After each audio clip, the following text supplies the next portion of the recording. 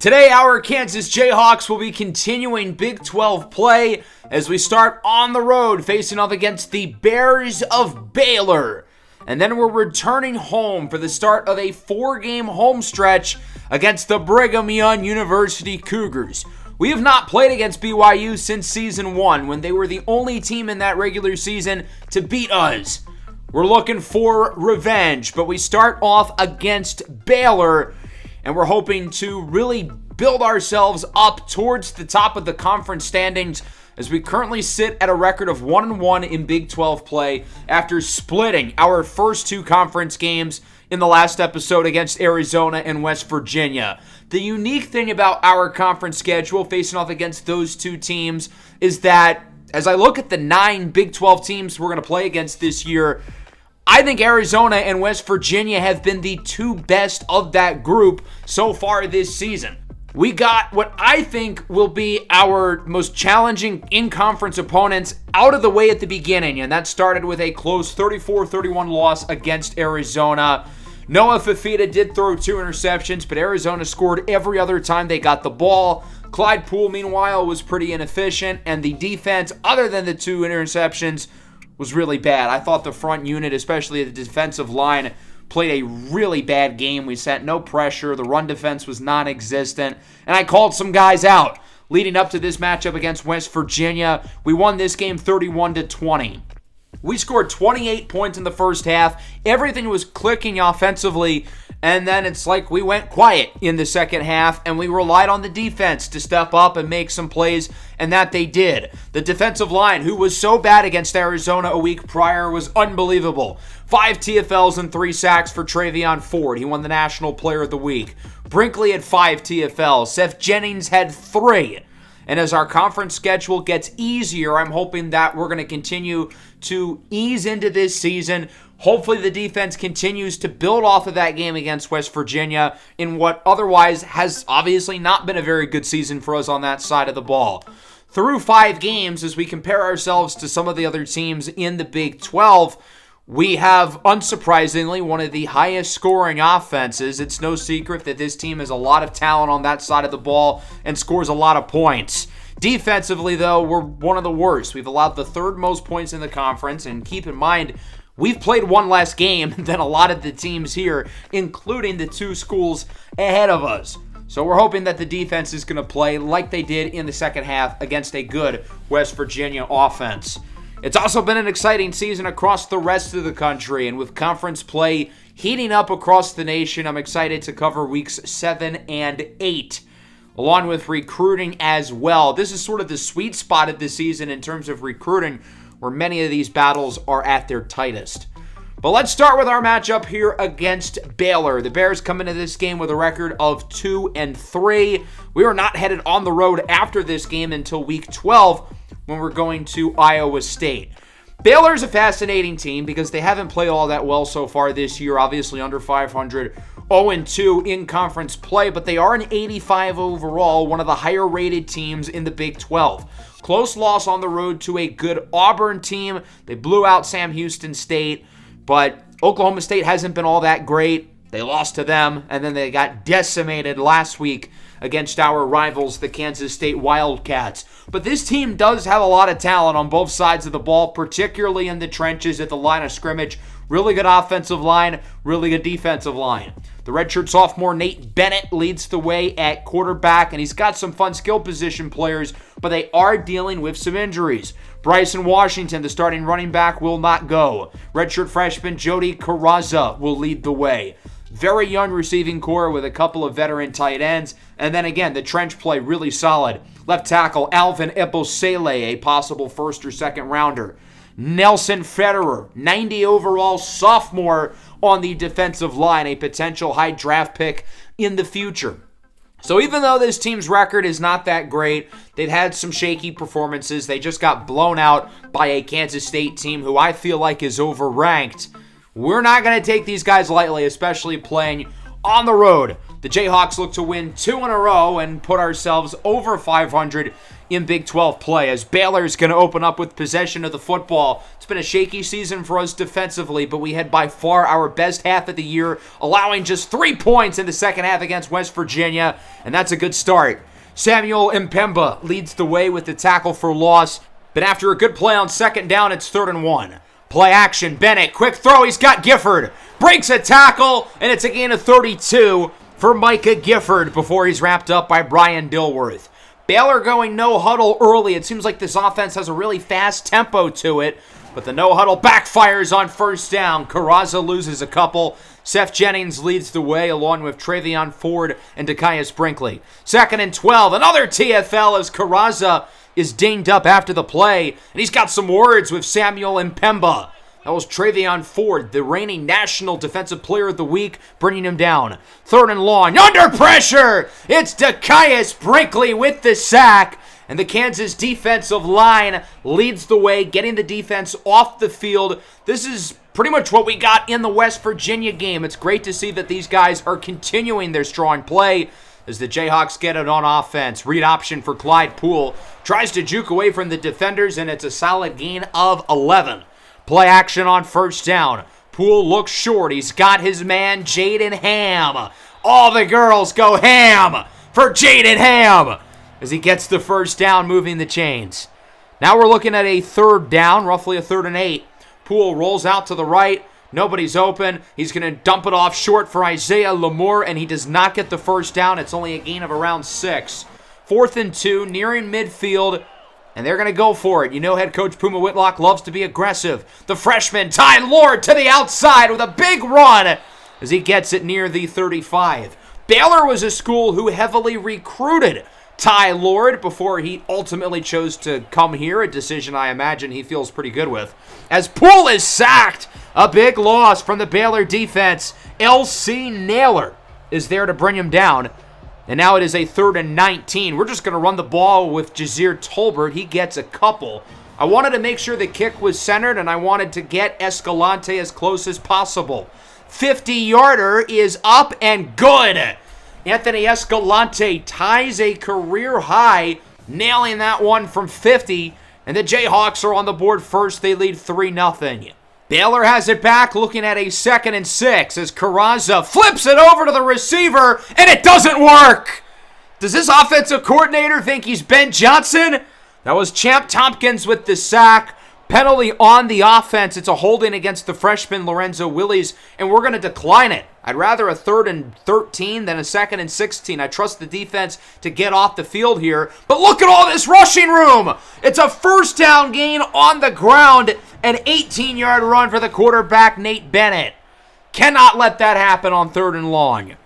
Following play, short throw is caught. Broken tackle. Here goes Gifford. Down the field. Breaks another tackle and gets it past the 30. A big play by the junior Micah Gifford, and much like the first possession, Baylor's moving it well. 2nd and 2, jet sweep, doesn't work. James DeSico, the redshirt freshman, loses yardage, and now it is a 3rd down and 4 for the Bears. Delayed handoff, and Carrazza does not get it. Seth Jennings brings him down, and that's going to bring out the field goal unit. Andrew Mast, the redshirt junior, on from 37 to look to tie the game. It's up, and it is through. So Baylor is on the board. We're knotted up at 3 as the Jayhawks get it for their 2nd drive of the game. Their first drive started strong but stalled quick. Here is Poole, rolls out to the right side. He's got some space, looks to run. First down, pushed out of bounds. A nice scramble by Clyde Poole. That'll wrap up the first quarter, tied at 3. Don't let the score deceive you, though. It may look like a low-scoring defensive battle, but that has not been the case. Both teams are moving the ball pretty well. They just haven't been able to find the end zone. We'll see if Kansas can change that here on this drive as we're looking at a 3rd and 3. Ty Lord up the middle, does not get the first down. Wrapped up by Brock Jackson. 4th and 2, we are going to go for it again. Poole scrambles with it. He's got rushing room, but he has a wide-open receiver. That's Maddox. Into the red zone. Mario Maddox out of bounds at around the 15. Gutsy decision to throw for it when he had an easy first down with his legs, but a good play there by Poole and Maddox. Following play, Clyde's got all day to throw it, tries to step up in the pocket, but he is sacked for a loss of a couple. Kelvin Clements, the right tackle, appears to be banged up on the play. So now we're looking at a 3rd down and 12 after the sack. Play action, Poole looks to throw it, rolls out to the right, looking to run with it, and he does not get much. And that's a bad play by Kansas because if we kick a field goal, it would be from the hashes. If anything, Clyde should have just thrown it away there. And now we have to go for it because we don't trust Escalante from here. 4th and 7, Poole scrambles, end zone, incomplete. And Baylor gets the Kansas offense off the field. I know it was a chip shot field goal, but Anthony Escalante cannot kick when it's not centered. 3rd and 9, Bennett steps up and does not get the first down as he is decked by the true freshman Brandon Hines. So that leads to a punt. Kansas gets it, 1st down, play action. Poole on the run. He's got Jaden Ham to the 45. Our offense has had 2 good drives, but we've got to get some points. Not scoring on that last drive is a bad look. Ty Lord loses around 3 there on 1st down. Now a 2nd and 13. It's a screen under a ton of pressure. Tipped in the air and caught by Lord. Look at him go. Ty Lord turns it into a 1st down. Oh my goodness, what a play there by Lord. When he first caught it, I was worried he was going to lose even more yardage, but he turns it into a big gain. On 2nd down, on the run, it's hauled in by Amani Law, the standout freshman receiver. A homecoming game for both Lord and Law being from the state of Texas. 2nd down up the middle, it's Isaiah Lamore. He's very close to the end zone, but cannot quite get in. Looking for his 5th consecutive game with a touchdown. Instead, it's going to be the big fella, Jazir Tolbert, in for the touchdown. But hold your horses, not so fast. Holding on James Livingston. That's probably the worst thing you can do as an offensive lineman in a short yardage spot. You're better off with the running back losing 2 and having it at the 3 as Poole gets sacked there. And all of a sudden, it's 3rd and goal at the 13-yard line. Could this be another drive where we're held out of the end zone? Nope! Rajon Jones is in for the score, and after all of that, Kansas will get a touchdown. What a throw by Clyde Poole. He was under a ton of pressure, threading the needle, very risky pass, sending it where there was a lot of bodies, but he places it perfectly for Rajon Jones. Baylor back with it, 3rd and 5. Bennett under pressure, throws it away. Another stop for the defense, and we've got a chance to really add to this lead late in the 1st half. Clyde Poole's been really efficient through the air so far, 10 of 14, looking to keep it going, but this works too. Plenty of rushing room to the outside. He is out of bounds, but not before bringing it inside the 30. Hasn't been a great game for him rushing-wise, largely because he's taken a lot of sacks. As it's now a 3rd and inches. It's going to be an RPO. Pass is caught by Rajon Jones. Gets the 1st down and brings it near the 10. This offense continues to move the ball down the field really nicely. We'll see if we can punch it in here in the red zone. 2nd and 4. Poole off of the audible goes short. Jaden Ham gets decked by the senior Corey Gordon Jr. And we're going to use our 3rd and final timeout with a little over 20 seconds left here in the half. Interesting decision here, technically in 4-down territory, as Poole scrambles, has room, and he's in! A rushing touchdown for Clyde Poole. That was gutsy to run it there without any timeouts, but Clyde Poole trusts his ability to weave through the defenders and fight for extra yardage. 17-3 going into the half. Our offense had a hard time for most of that 1st half of finding the end zone, but we were able to on those last 2 drives with a pair of touchdowns by Clyde Poole. One through the air to the true freshman Rajon Jones, and one on the ground. Defensively, I'm loving what I'm seeing. Over our last 4 quarters, the defense has allowed 6 points. It's been a flip of the switch from the first few weeks to now. 3rd and 13 for the offense. Poole is tripped up and is sacked on the play for a 5th time today. L.C. Naylor brings him down. Naylor, I never even met her. And Kansas starts the 2nd half with a punt. Baylor can put themselves right back in the game, as that's not a fumble. I mean, that was clearly a toss rather than a pass. That should be Kansas ball, I feel like. Baylor gets another chance, looking to capitalize, and they will on 3rd down. A big catch there by Micah Gifford to keep the chains moving. At around the 20, RPO. This one is caught. James DeSico gets it inside the 10. Baylor had some good drives there in the first quarter. Not much since then, but they're moving it well early in the third. Second and goal at around the 4. Delayed handoff. Jody Carrazza walks down the red carpet. We've got a ball game.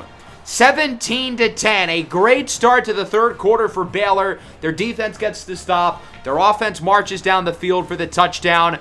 And all of a sudden, we are only up by 1 score.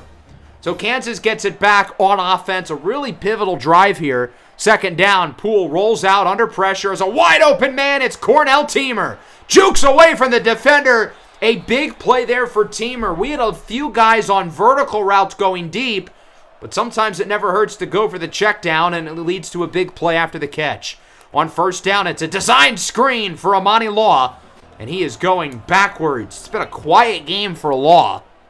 3rd and 8, Poole up the middle, incomplete, as he was looking for what looked like Mario Maddox. We're going to bring out the field goal team. Escalante made one earlier from 50. This would be a career best 52 yards, and it is good!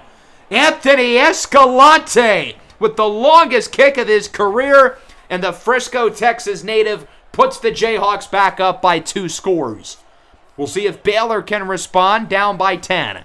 2nd and 4, read option. Bennett jukes away from the defender, gets the first down, and is wrapped up by Brandon Hines. He's having a nice game. 2nd and 10, Bennett under pressure. He is sacked. Travion Ford leads the way. Seth Jennings was there as well. And now we're looking at a 3rd down and long.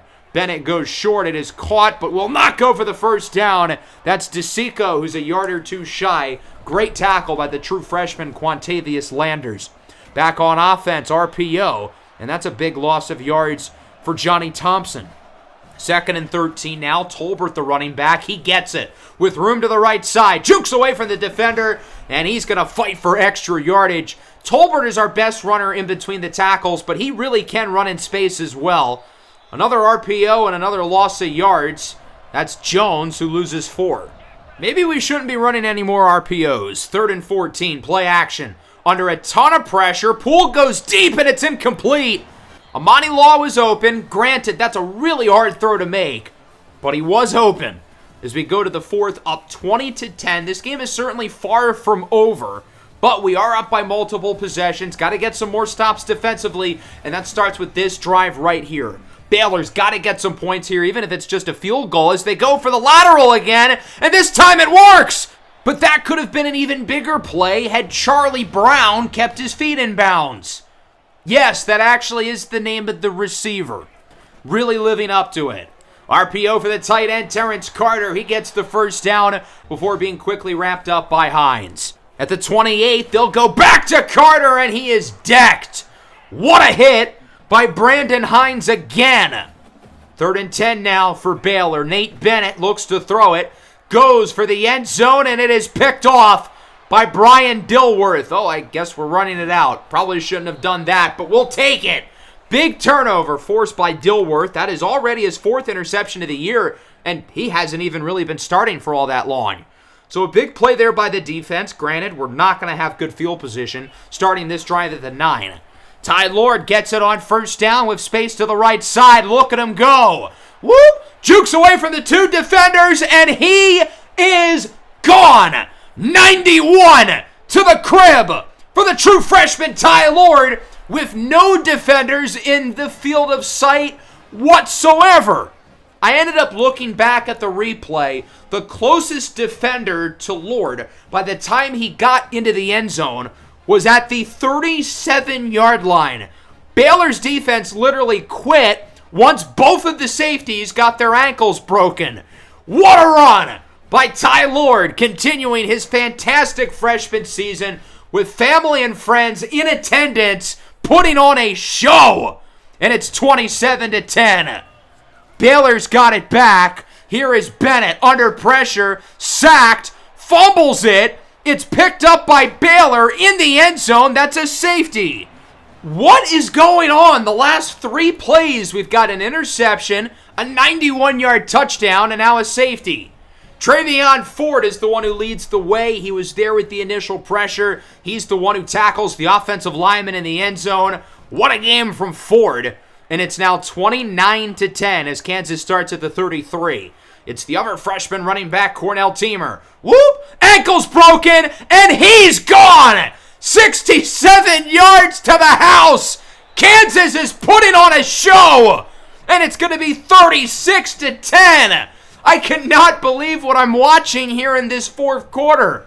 We have now scored on our last 3 plays from scrimmage. Interception, touchdown, safety, and then another touchdown. What is happening? A minute ago, this game was competitive. Baylor was only down by 10. They had the ball near the red zone. And now they're down by 26. Life comes at you fast. So now it's 36-10, not looking good for Baylor. Finally, a normal play at the very least. They get around 2. And to the Bears' credit, they are kind of moving it down the field pretty well. Here is Bennett up the middle. Nice throw and catch. That goes for a first down. Being down by 26, things are looking kind of bleak for them, but I suppose they are moving it nicely. Under pressure, though, here's a sack. Marcus Calvin is pushed into the quarterback by Travion Ford. That'll make it a 4th and 24. Baylor's obviously going to have to go for it, as Bennett has an open man deep, and it's jarred away late. Man, we got lucky there. Big hit by Taylor Davis. 3rd and 13. Poole connects with Amani Law for the first down. After a holding penalty, though, it's a 2nd and 21. Ty Lord in the game for the first time since his big touchdown. And look at this. He gets some room and turns it into a first down on 2nd and 21. 8 carries for 139 yards for Lord. Over the last few plays, we've just been letting Jazir Tolbert now ram himself through this defense. Turns a gain of 3 into a gain of around 12. Tolbert back in the game here on first down. Big jaw. Lowers the shoulder and he is in.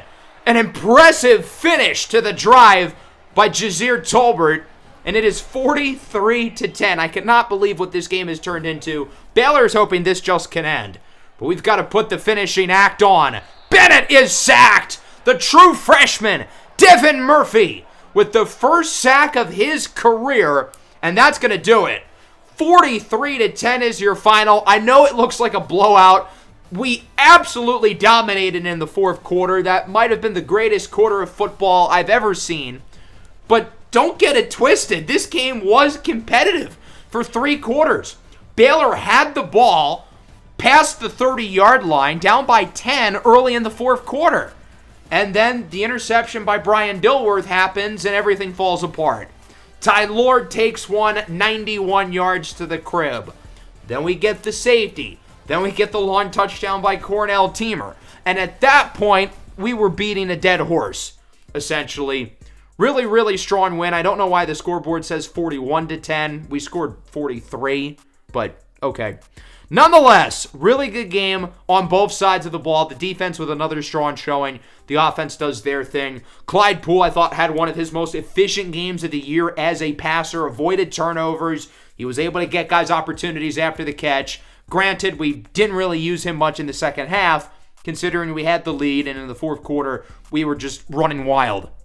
Poole was not particularly effective, though, as a runner. I think Baylor did a good job with him in that department, but they didn't do a good job stopping everybody else. Tolbert played well. Lord and Teamer, of course, had the big runs. Now, if you take those 2 plays out, everybody's numbers looks a lot worse. And I don't think the rushing offense was that impressive on a snap-by-snap basis, even though we averaged like 8 yards a carry. Nobody really stood out receiving-wise.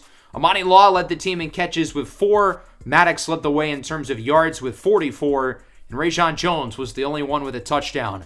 I don't think the offensive line was that bad. I know Poole was sacked 5 times, but most of those were self-inflicted on him, trying to turn scrambles into runs. And then defensively, man, I can't say enough good things about these guys. Travion Ford, 5 tackles for loss again. Jennings played well. Brinkley played well. Everybody was good. Brian Dilworth with the interception, which really swayed the game. And then Anthony Escalante, best performance of his career. 2 kicks from beyond 50. As for Baylor, Nate Bennett was under a lot of pressure in the second half. He was good early, but then really slowed down. The run defense, again, really solid for his second straight week. Micah Gifford had some nice plays, finished with 100 yards. He had the throw off of the lateral to Charlie Brown, which could have been a bigger play had Brown kept his footing. The problem is they really struggled in the trenches. Alvin Ebosele, potential first rounder, he struggled today. Travion Ford stole his lunch money, and then defensively, they weren't that bad up until the fourth quarter where, again, they completely fell apart. Also, something kind of cool, with Dekias Brinkley's sack in this game, he has tied the school record for the most sacks by a Kansas Jayhawk ever.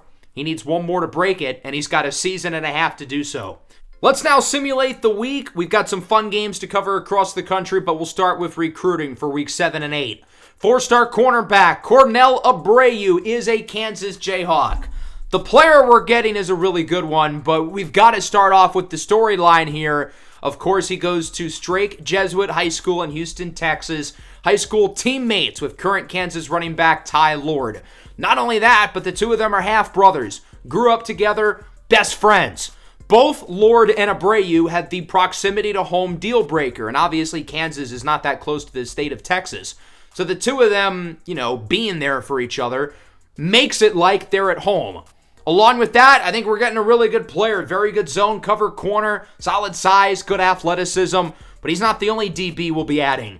Cordell Hurley from Simeon College Academy in Chicago is up next. A talented safety. I'm really happy we landed him. I kind of see his best fit in the nickel, though, and with Caleb Purdy as a senior, I think he could be the long-term replacement there.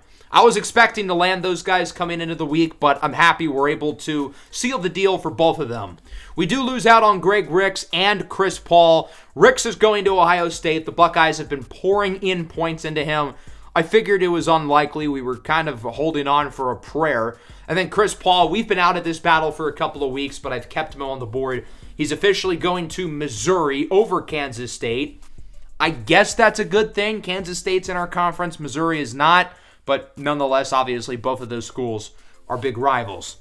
As for the guys who have narrowed their lists down, we've got a couple players down to 3. Jadarius Elam. Unfortunately, we're in third place, though. We're struggling in this battle. We could have done a better job. We're going to have to make up some ground. Dylan Countess, though, is in first, so that's good news. We're hoping to lock up a commitment from him pretty soon. So with the additions of Abreu and Hurley to the recruiting class, the ranking's going to continue to move up and up. We've got a good core of 5 players so far, as our class is ranked number 11. We're going to take Paul and Ricks off the board, but I'm not going to add anybody to replace them. Normally, I like having full 35-man recruiting classes, but I don't want to do that this year because we're not losing that many players. We only have 9 seniors on the roster. Granted, we might have a couple guys leave early for the NFL. We're probably going to have a handful of guys leave for the transfer portal. But I don't want a group of 35 freshmen coming in and then we have to cut 20 players off of the roster, especially considering we can't cut true freshmen. We're not allowed to for whatever reason. So I don't want to have to worry about cutting good players. So now it's a matter of using our recruiting hours strategically. We only have 2 players currently down to 3 schools with Elam and Countess. We've got to figure out who's going to visit for our upcoming game against BYU later in today's episode. Quinn Coatney is already scheduled for one of those visits, the 5-star corner, but who's going to join him? I thought about a number of guys here. Sam Banovich would be a good one, but the 4 visits he has scheduled are for all 4 of our upcoming home games. Nicholas Scotland-Williamson and Carl Willingham are also already scheduled for other visits in Week 8.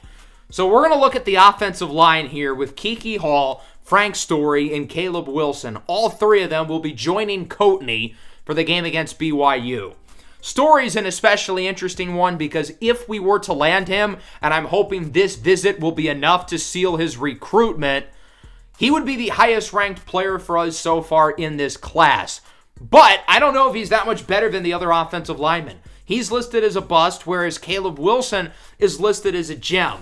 It's going to be a competitive visit for both of them since they're both left guards, but I'm hoping if we win against BYU, that's going to be offset. As for Jadarius Elam, I don't see how there's any chance we can win this battle. Right now, Missouri has a really big lead for him, and he's visiting Minnesota in Week 7 anyway. That's the week that we just played against Baylor, for reference. Dylan Countess, meanwhile, we're going to keep our 75 recruiting hours into him. I know we have a pretty big lead, but I don't want to risk it. Missouri and Michigan State both like him a lot, and I think he's a really good player. I really want to land him. I wanted to give a lot of recruiting hours to guys who I'm not sure if we're going to have come in for visits. Carl Willingham and Nicholas Scotland-Williamson, for instance, would have been good guys to have come in during week 8, but we're not going to be able to, so I want to make up for it with points. And then everybody down here we're not really doing anything with, because right now they're just not really our priority. We're going to simulate from week 7 into week 8. We're hoping for some good news, and we're going to start off with the commitment of defensive tackle Dylan Countess from New Trier High School. He's from Wilmette, Illinois.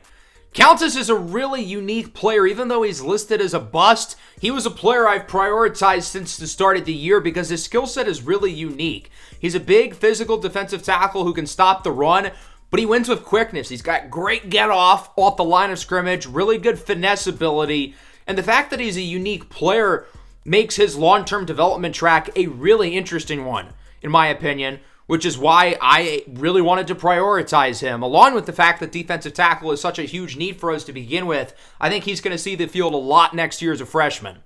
Jadarius Elam is going to Missouri. Carl Willingham is down to 3. We're in second, but it's unbelievably close with us in Nebraska. Hall and Story are also down to 3. They'll both be visiting this week against BYU. And again, I'm hoping we'll be able to seal the deal with both of them during the game against the Cougars. So we now have 6 players in this recruiting class. Last year, we really focused on the outside, positions like cornerback, running back, wide receiver. This year, we're focused on a lot more towards the line of scrimmage, offensive line, defensive line, linebacker. Look how close this race is for Carl Willingham. Us and Nebraska are literally neck and neck. He's visiting Iowa State this week, so the Cyclones are fully in the race for him as well. That might be the closest recruiting battle in this game I think I've ever seen. In terms of who we're going to schedule for visits in week 9, our game against Colorado in the next episode, we'll start with Willingham. There's a chance his battle is over by the time we get to next week, but I'm willing to take the risk because in the case that it's not over, I would love to have him visit and try to sway his opinion right as he's about to commit. And at the very least, I think offering visits does kind of make the player a little more interested, even if they don't even go on the visit. Nicholas Scotland-Williamson, we're going to have come in week 9 as well. He's visiting UAB this week.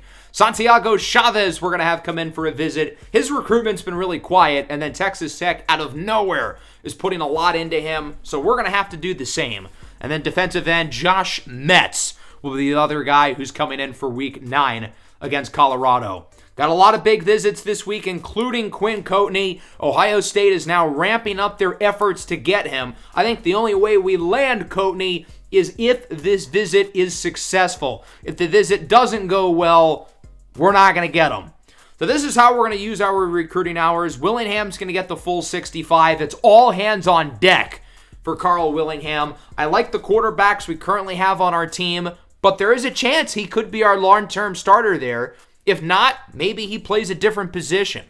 Hall and Story, again, we're hoping that this visit will be enough to close the deal for each of them. So those are the main storylines that we'll be watching for throughout this week and then going into the next episode. Caleb Wilson, the other guard, of course, visiting as well. Arkansas is currently ahead of us, so we need to have a good visit to impress him and pass the Razorbacks. So that's how we're going to manage our recruiting for this week. Let's now cover week 7 across the nation. But before that, Travion Ford wins the Big 12 Defensive Player of the Week for a second week in a row, but that's not it.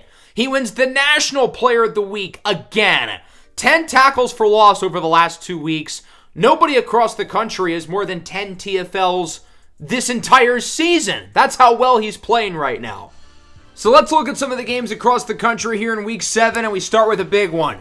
UCF, number 6, looks like the favorite in the Big 12, facing off against a rising Arizona State team. Both squads looked like the real deal, but ultimately the Sun Devils come into Orlando and continued their unbelievably shocking season.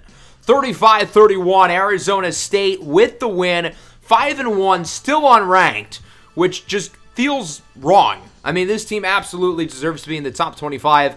Little bit of everything from Lincoln Keen Holes, 4 touchdowns, 3 interceptions. Nathan Acevedo, the senior receiver, has been on another level as of recently. He has significantly outperformed Jordan Tyson.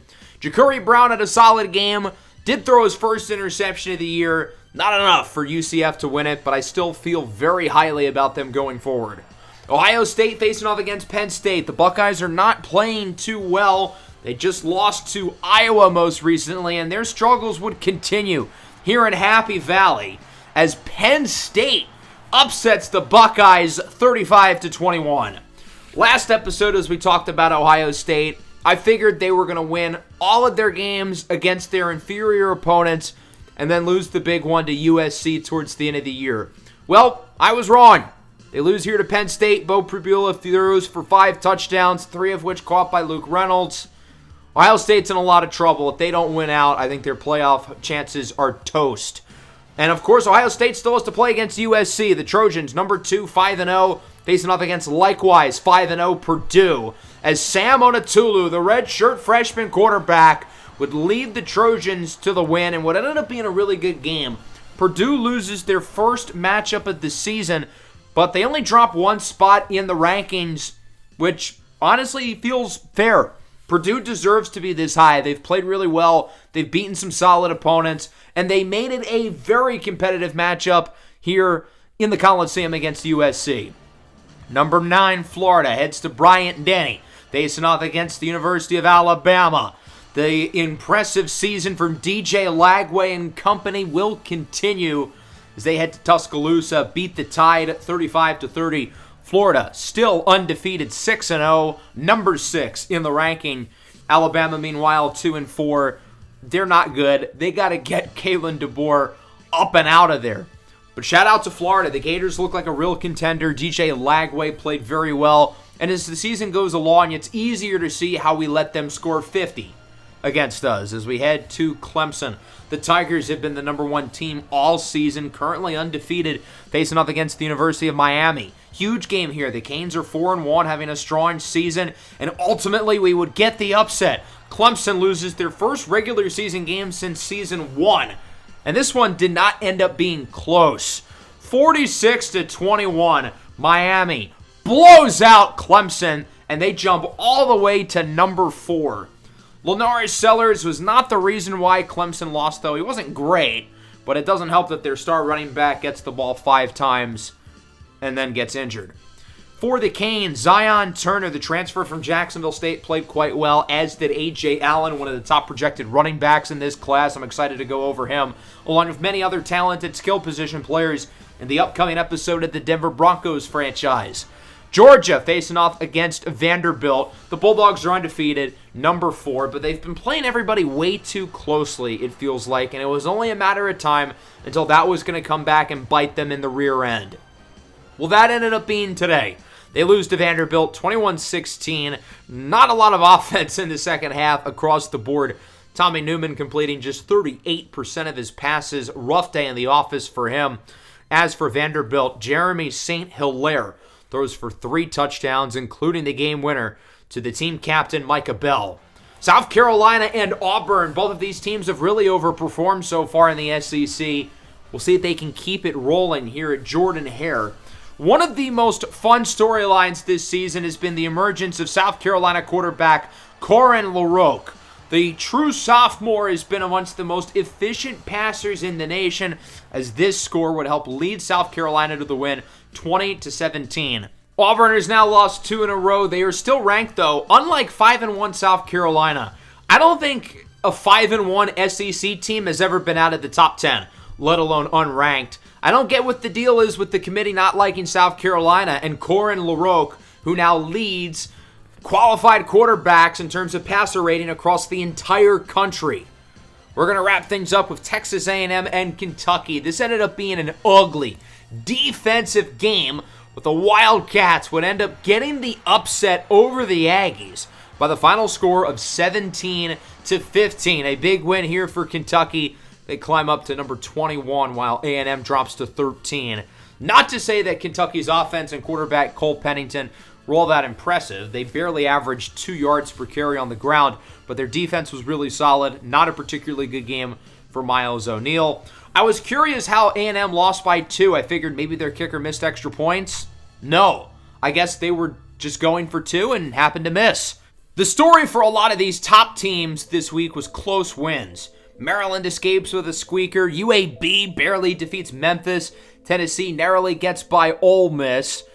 Michigan needs a tough one to beat Virginia 24-17. The Wolverines now ranked number 2. Kansas State, meanwhile, blows out Cincinnati. TCU defeats West Virginia, and the Mountaineers have now lost 2 in a row. Utah, still unbeaten in conference play. They are 3-0. Colorado over Houston. Houston's now 0-4 in conference play. Arizona defeats Texas Tech. Then as we look at the rest of the country, FIU with a nice win over Jacksonville State, 2 of the better teams in the Conference USA this season. Oregon State in the playoff last year, losing to Akron this year. Florida State wins. Texas back on the win column. They defeat a not-so-good LSU team. Don't look now, but here come the Stanford Cardinal. They are now 6-1 after going 0-12 a year ago. Arkansas State, meanwhile, 6-0. They need a close one to get by a struggling James Madison team. Arkansas State is one of just 3 undefeated teams left in the country. It's them, USC, and Florida. That's it. Everybody else has lost at least once, yet Arkansas State still is unranked. I don't get that. They're 6-0. They've got an awesome quarterback with Jalen Raynor. They should be ranked. South Carolina should be ranked at 5-1. There's a few other noticeable gripes I have with the poll, but at least they're respecting us, having us ranked at number 19. Arizona State, there's another one. They absolutely should be ranked at 5-1. Jackson Lavender and Travion Ford win the Players of the Week. 2 in a row, of course, for our guy Ford, who obviously wins the award in the Big 12. He is joined by the freshman receiver of BYU, Khalil Caver, who we're going to get to see in a few minutes. Lenore Sellers moves up the Heisman list despite losing. Xavier Jordan in second. DJ Lagway makes an appearance in third, while Julian Sayin travels down to fourth. In Week 7, we've got some good games. Purdue with a close loss against USC. They now have to head to Eugene to face off against Oregon, headlining the slate. As for us, we're facing off against BYU, looking to make it 3 wins in a row. The Cougars are 3-3. They started the year off rough and have been playing better. The first of a 4-game homestand for us with Kiki Hall, Frank Story, Caleb Wilson, and Quinn Coatney all visiting the campus this week.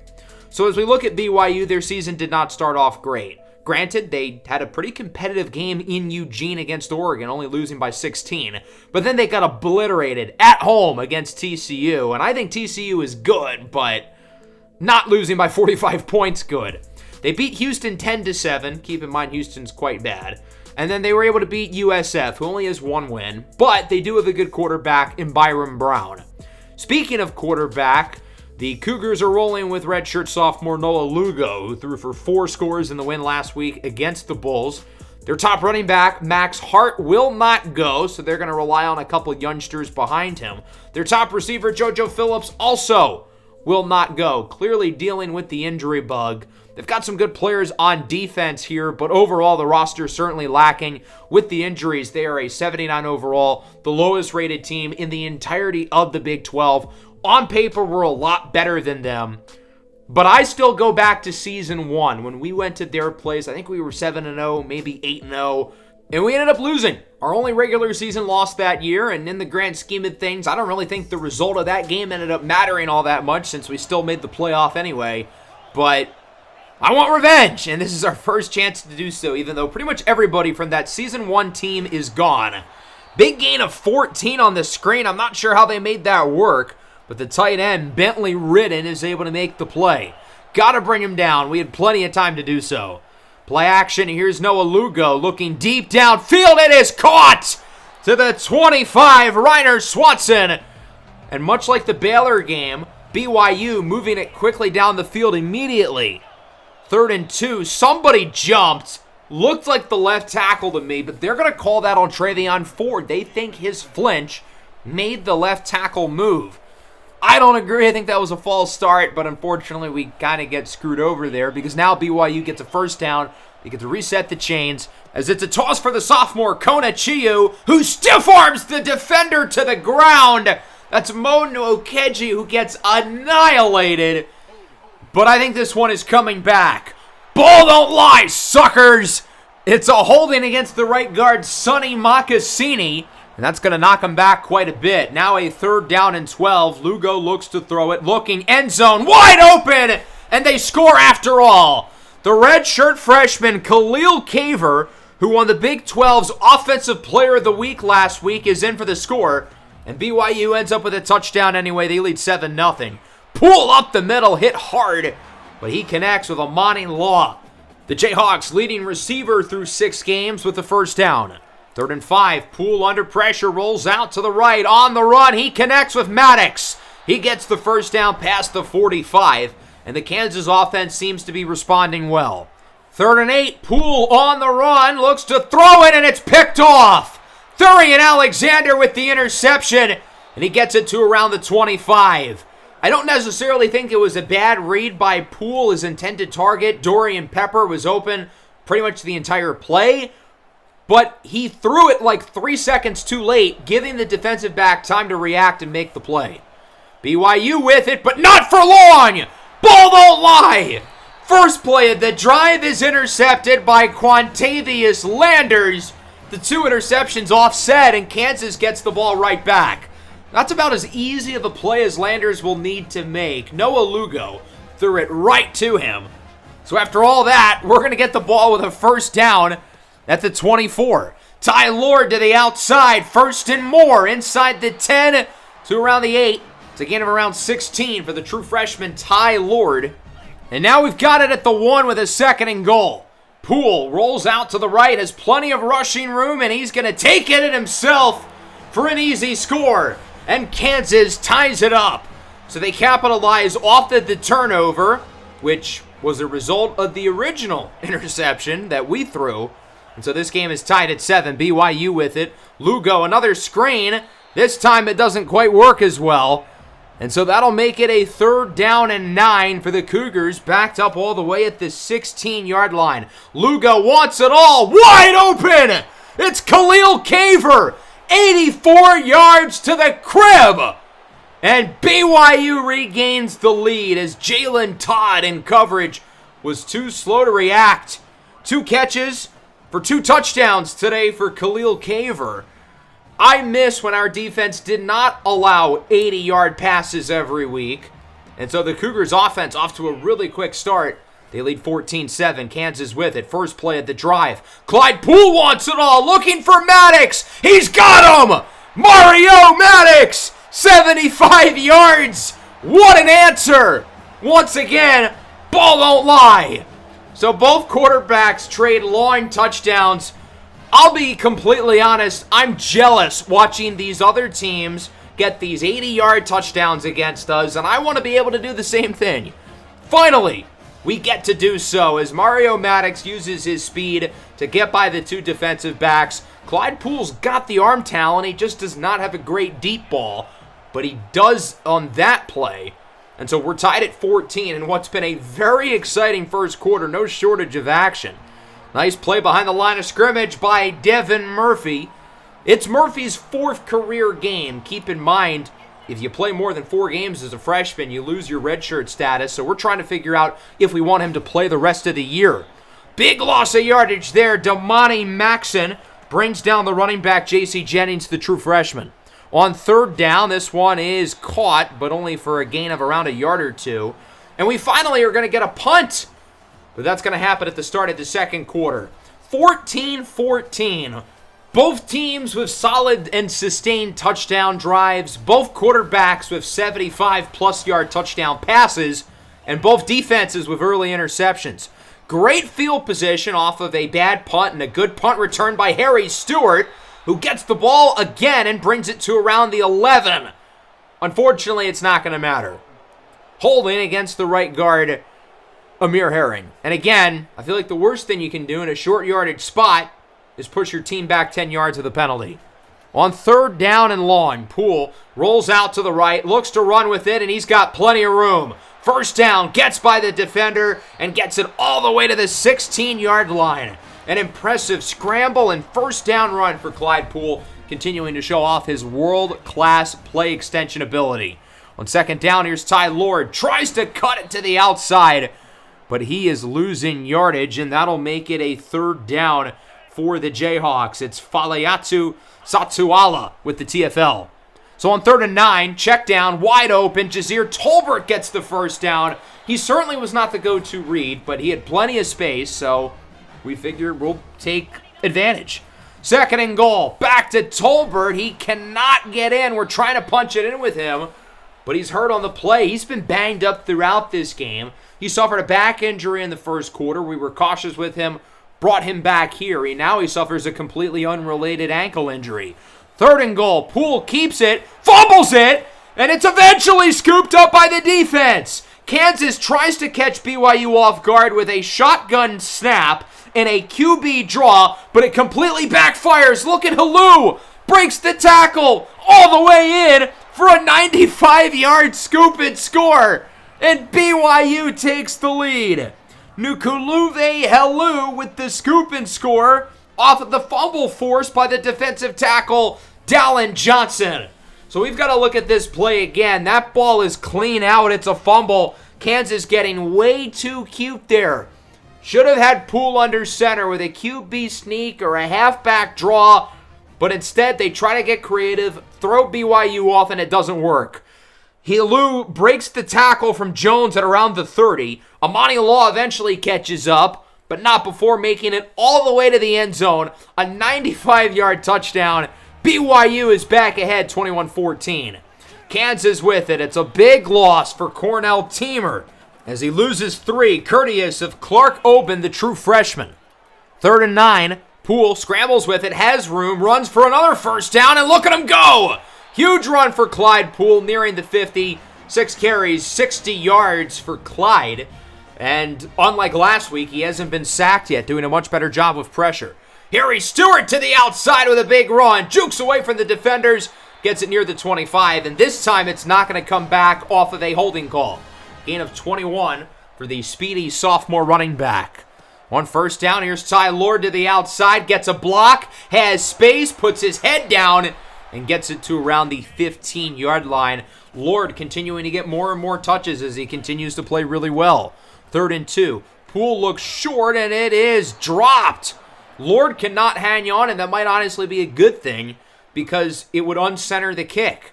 Well, ultimately, we're going to go for it anyway, so it doesn't really matter. Tight formation. Thompson's got it, and Johnny Thompson converts on the 1st down as we now try to punch it in. And these are the spots where I want Jazir Tolbert in, but with his injuries, we're holding him out. Ty Lord does not get it on 3rd and goal. BYU's going to call a timeout with a little under a minute and a half to go in the first half, and we're going to settle for the points. We're really struggling here in short yardage spots. I don't think it makes sense to go for it. 19-yarder from Anthony Escalante is good, and that'll make it 21-17. It hurt me to decide to kick the field goal there from the 2-yard line, but we had like 6 chances in short yardage spots, and were rarely successful. So BYU's got a minute 20 and 2 timeouts to add to the lead. Lugo looks deep, it's picked off! Jalen Todd was able to drag a foot inbounds. They're definitely going to review this. But as of right now, Kansas is getting the ball right back. What a snag by Todd. He's the one who allowed the long touchdown earlier, making up for it with his first career interception. Let's look at this replay here. Yeah, he got one in. This play is going to stand. An interception for the redshirt sophomore, Jalen Todd. And Kansas gets it past the 45s to start this drive, looking for the lead. Open downfield, Amani Law gets it near the red zone. We've really struggled in the red zone. On the last drive, had to settle for a field goal. The drive before that, fumble leading to the scoop and score. Earlier in the game, wasn't technically in the red zone, but an interception from the 23. On 2nd and 8, Poole scrambles with it, runs for the first down, and he gets it to around the 5-yard line, trying to protect the ball. The scoop and score earlier was Poole's first fumble of the entire season, as he loses yardage there on 2nd and goal. Maybe not the worst case scenario, because if we don't convert here on 3rd down, it does center the kick. 3rd and goal from the 6. Poole rolls out to the right side, looks to punch it in, and he does not. He's out of bounds at the 2. The kick is no longer centered, but I don't think it matters anyway because I want to go for it.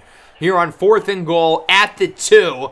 We're going to hand it off to Ty Lord. He's got no room to run at all. Another stop in the red area by BYU. Now, they still got to make sure they avoid the safety, so they're just going to kneel out the clock. BYU's offense has got to be freshened up for the second half because they were barely on the field in the second quarter. BYU only ran 2 offensive plays in the second quarter. The interception by Jalen Todd and the final kneel down. That was it. We're dominating time of possession, but we're not dominating in the red zone. 5 red zone trips, 10 points. Unacceptable. And if you take out the touchdown, which was a direct result of the interception by Landers, 4 red zone trips, 3 red zone points. That's a catastrophe. So we've got to do a better job of scoring in the red zone because otherwise, look at the offense. They're moving it so well.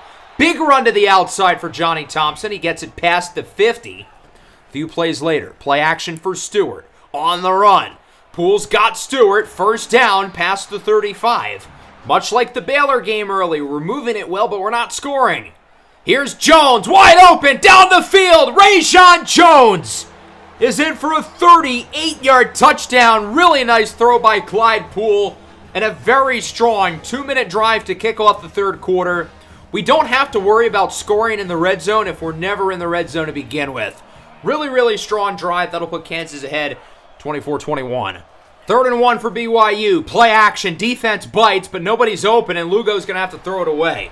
We sent a full-on blitz. I could tell they were not going to try to stretch the field, and we could keep everybody close to the line of scrimmage. 3rd and 9 for Kansas with good field position. Doesn't matter. The pressure forces an incompletion, and the Jayhawks have to punt it, I think, for the first time all day.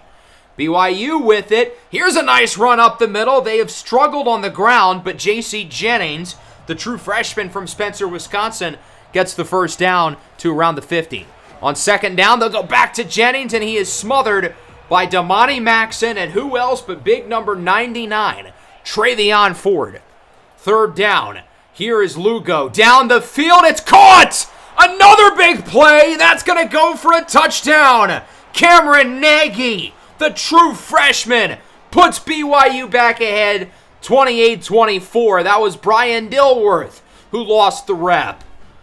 I don't get it with this team. It's multiple times every week. They allow a big vertical pass. Something's got to give. Poole hit as he throws incomplete. Another stop for the BYU defense who has woken up here in the third quarter. Cougars get it back up by 4. J.C. Jennings to the outside. First down past the 50. BYU's got all the momentum right now. This really could be trending into an upset if we don't get our act together. 2nd down, back to Jennings. To the left side now, another big run. He's wrapped up at the 31 by Taylor Davis. Really not a good third quarter. The offense had a good opening drive. We got the quick touchdown. But the last 8 minutes, we have been thoroughly outplayed. Trailing 28-24 going into the fourth. We've got to wake up here. BYU's moving it nicely. On 2nd down, Lugo is sacked on the play. Devin Murphy, his 2nd straight week with a sack, and it's looking less and less likely we're going to redshirt him. We've given him some extra playing time today as an audition, and he has passed the test with flying colors. 3rd and 17. Lugo goes short. That'll keep them in field goal range, but not enough for the first down, but he's close. That's Cameron Nagy with the big touchdown earlier. From the left hash, Matthias Dunn, the redshirt junior, will kick it from around 40 to put BYU up by 7. This kick is no good. Wide left. And it's still 28-24. Kansas will get it back with a chance to take the lead. Our offense moved the ball down the field so well in the first half. Hasn't been the case so far in the second. On 2nd down, Poole steps up in the pocket, runs for the first down, has space to the left side, and there he goes! Nobody's going to catch him! Clyde Poole, 77 yards to the house, and Kansas regains the lead. Again, we don't have to worry about scoring in the red zone if we're not in the red zone to begin with. What a run by Clyde Poole, the longest of his career. Kansas back ahead. He does a great job there, finding space up the middle, cuts to the outside, and with his speed, you ain't beating him in a foot race. He has not had a run go longer than 35 yards all year, and this one more than doubles it. So that makes it 31-28. This has been quite the game. BYU gets it back, 3rd and 4. Noah Lugo alone in the backfield, and he's picked off again. Damani Maxson lurks him into throwing it to the tight end, jumps the route. Damani Maxson, the master baiter, as he reels in the quarterback to throwing the ball. Lugo only had 1 interception coming into this game. Now, granted, I feel like he was a little bit lucky in doing so, barely having completed over 50% of his passes on the year. But we've picked him off 3 times today, this one being the most impressive, in my opinion. Really, really nice maneuver and coverage by Damani Maxson. And we'll see if Kansas can look to add to the lead. On 1st down, Ty Lord should have cut up the middle. Instead, he goes outside and loses 4. Ty Lord really has not been all that good today. Maybe his worst game as a Jayhawk. 3rd down, looking down the field. It's overthrown for Amani Law. Maddox was open in the flat, but we wanted to go for the big play, and it doesn't work. 53-yarder for Escalante. This would be a career best. Made one from 52 last week, and it's no good. Wide to the right, just his 3rd missed field goal of the year. And the interception by Maxson will prove to really not be that big of a deal. It remains 31-28. BYU's going to get it back, still only down by 3. We'll see if they can rebound off the turnover. On 1st down, it's Jennings to the right side. I thought that was going to be a loss. Instead, he stiff-arms Dilworth and turns it into a gain of around 12. Impressive second half for J.C. Jennings as this one is intercepted again. Caleb Purdy jumps the route, and he is gone. Pick 6. Kansas adds to the lead. 47-yard return for Purdy, doing the gritty in the end zone. That's 4 interceptions now for the Kansas defense. Even though our coverage is not good, we've got a lot of ball hawks. 2nd time this year as a unit, we've gotten 4 interceptions in a game. On 3rd down, that one is nearly intercepted as well. Samuel Mpemba in coverage. So with under 5 minutes to go, BYU feels like they've got to go for it here on 4th down. Wheel route, wide open. J.C. Jennings gets the first, and BYU essentially keeps the game going. 2nd and 1, Jennings to the outside, loses 3. Mo Nwokeji brings him down, and we're looking at a pivotal 3rd down and 4 for the Cougars. Lugo, the redshirt sophomore, looking deep. Open man, it's caught into the end zone for a touchdown. The sophomore, Jimmy Barbosa, is in for the score, and BYU is going to continue to hang around. 38-35. Our defense had a couple really good weeks in a row, but we were not able to build off it today. Read option, Clyde Poole keeps it. Poole looking for another big run. He gets the first. Not as impressive as his last run, but still a good one. 12 carries, $169 for Poole. On the run, downfield, he's got Maddox. Risky decision to throw it there when we should be chewing clock, but we do get the conversion. Nearing midfield, here's Ty Lord with it. He's got room to the left side. 1st down, tries to break the tackle, past the 40. This is a nice drive here by the offense. Can they finish it off with a touchdown to make it a 2-score game? Poole calls an audible on 1st down. Everybody's going deep. BYU doesn't expect it, but it's overthrown. Amani Law had the easiest touchdown of his life if Clyde Poole makes that throw. 2nd and 10. We're going to go to the air again. Lamore wide open, and he's going to waltz in for a score. So we get the long touchdown after all.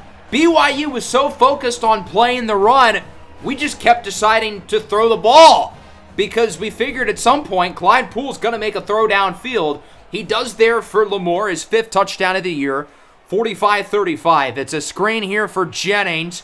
Jukes away from the defender, breaks the tackle, and is wrapped up out of bounds by Purdy, but not before getting the 1st down. 35 points is a lot. BYU's offense has done their job, but the defense has let them down. Up the middle. Nice throw and a big play after the catch. That's Cameron Nagy.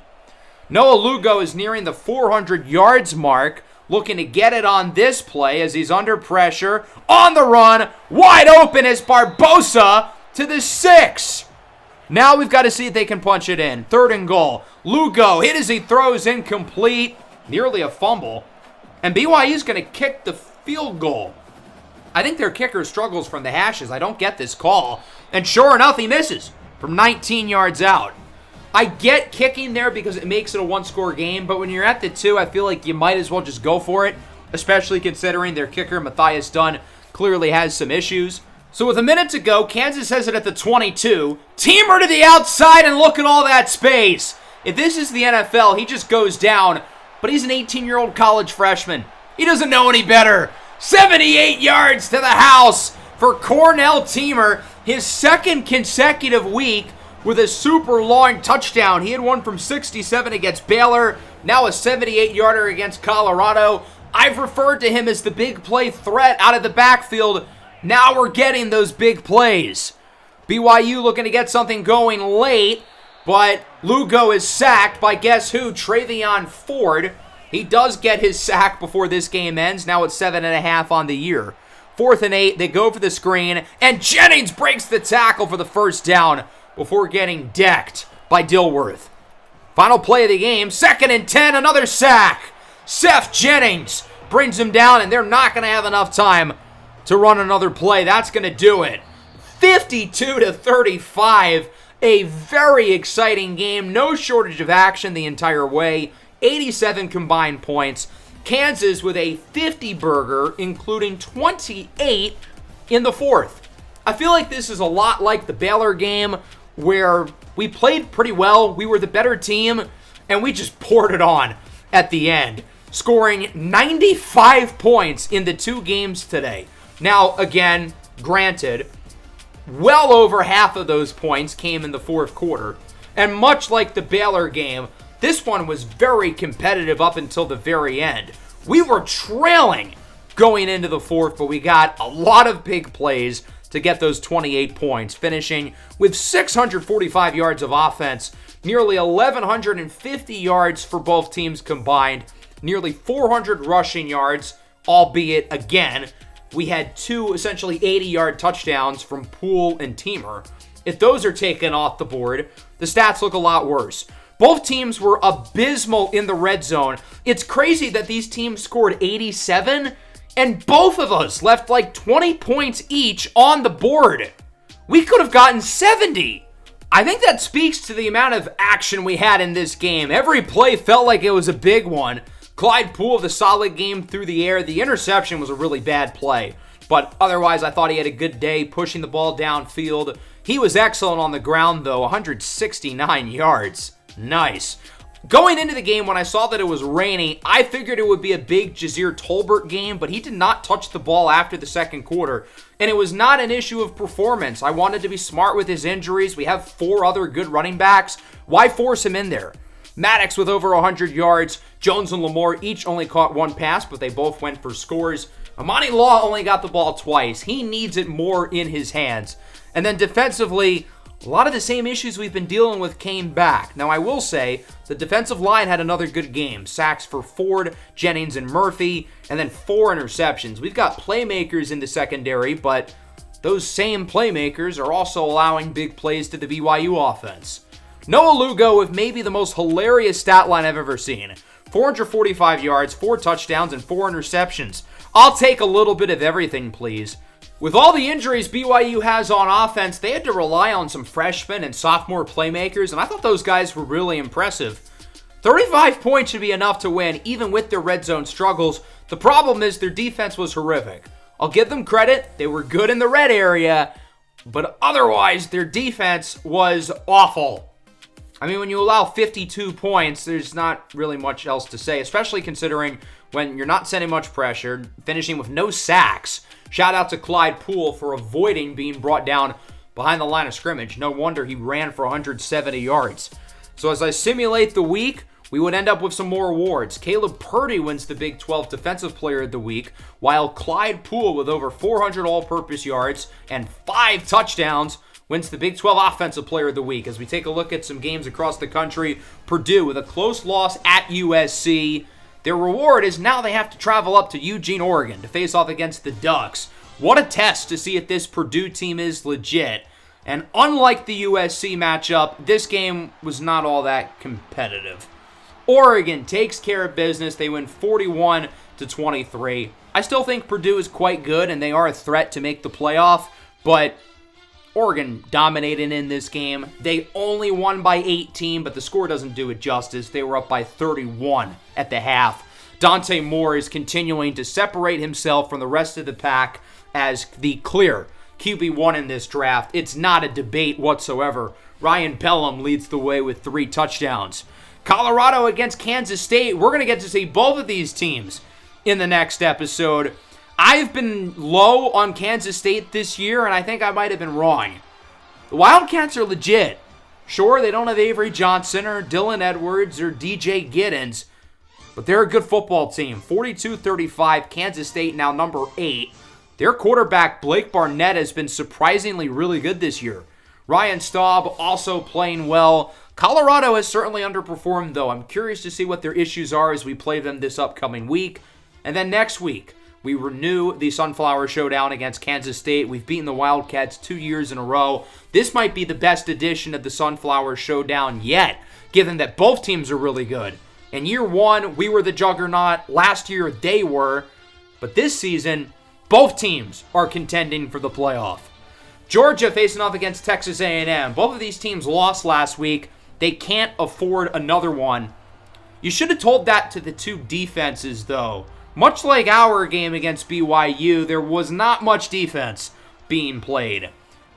But you don't have an excuse. You're in the SEC. Georgia wins it 49-42 with an impressive fourth quarter comeback. Tommy Newman, again, a little bit of everything in his stat line. 420 yards, 4 scores, 3 interceptions. Raheem Muamba, the sophomore, leads the way with 3 scores. LJ Martin gets in the end zone 4 times, but it's not enough. Utah against Arizona, both teams having really strong seasons. Utah undefeated in conference play, Arizona only with 1 loss. This ended up being a really, really good game as expected. I think these definitely are 2 of the best teams in the Big 12, but it's Utah who gets the win, 41-35. Noah Fafita is the real deal. He continues to play well, but Utah, who won the Big 12 in Season 1, had a down season last year. They're back with a big game from Isaac Wilson. This conference feels so competitive right now. There's like 7 or 8 legitimately good teams, which definitely was not the case last year. The Big 12 only had 1 playoff team a season ago. I don't foresee that being the case this year.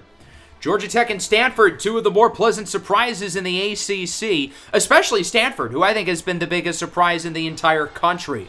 They're going to keep the good times rolling. The Cardinal, who went 0-12 a season ago, are now 7-1. How are they not ranked? They beat Georgia Tech in a good one, 40-36.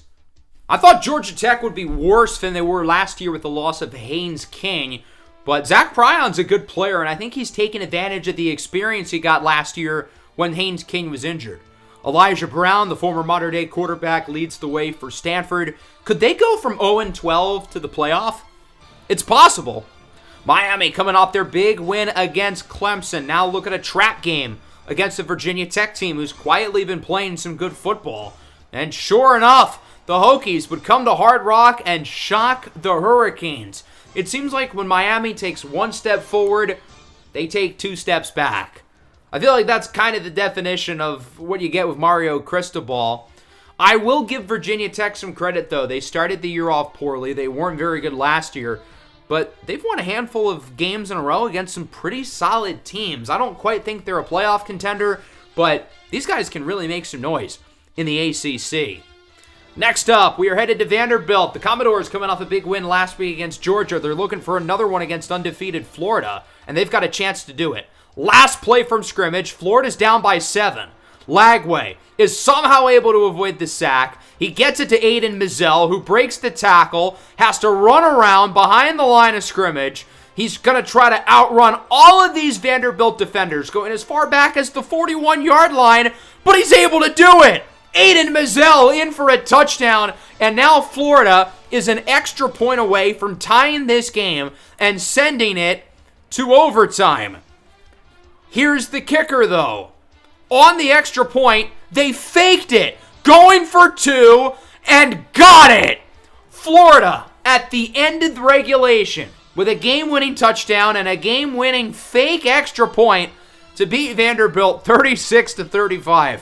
Florida's the real deal, man. These guys are now 7-0. DJ Lagway is on another level right now. He looks like one of the 3 or 4 best quarterbacks in the country.